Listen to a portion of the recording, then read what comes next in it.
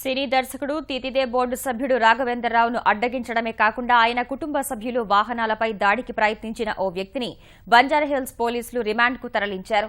అనంతపురం జిల్లా నల్లమాడ మండలం ఎద్దులవాడకు చెందిన వి రవీంద్ర గురువారం మధ్యాహ్నం నగరానికి వచ్చి నేరుగా రాఘవేంద్రరావు ఇంటికి వెళ్లాడు.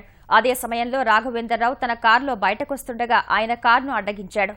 రాఘవేంద్రరావు విషయాన్ని ఆరా తీసేందుకు యత్నించగా శ్రీరామదాసు సినిమా కథ తానే రాసి పంపానని, తనకు సరైన గుర్తింపు ఇవ్వలేదని, పేరు కూడా వేయలేదంటూ వాదనకు దిగాడు.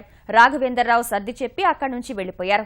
అప్పటికే కోపంగా ఉన్న రవీంద్ర ఎదురుగా నిర్మాణంలో ఉన్న భవంతి నుంచి ఓ ఇనుప రాడ్డు తెచ్చి రాఘవేంద్రరావు ఇంటి ఎదుట ఉన్న 3 కార్ల అద్దాలు పగలగొట్టాడు. ఇంట్లోకి వెళ్తుండగా అడ్డుకున్న కాపలాదారు బాబుపై దాడి చేశాడు. ఈలోపు బయటకొచ్చిన రాఘవేంద్రరావు కుమారుడు ప్రకాష్ రావు పైన రవీంద్ర దాడి చేయబోయాడు.